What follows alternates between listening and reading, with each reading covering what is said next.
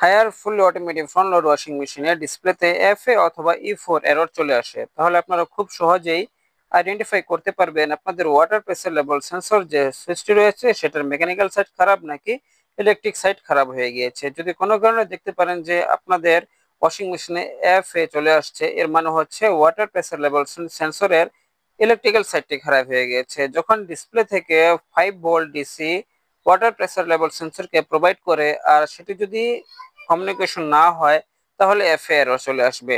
অনেক ক্ষেত্রে দেখা যায় ওয়াটার প্রেসার লেভেল সেন্সর ঠিক রয়েছে, কিন্তু ওয়াটার ইনলেট মোটর অনবরত ড্রামকে পানি দিয়ে যাচ্ছে, কিন্তু মেশিন স্টার্ট হচ্ছে না, ড্রাম ঘুরছে না।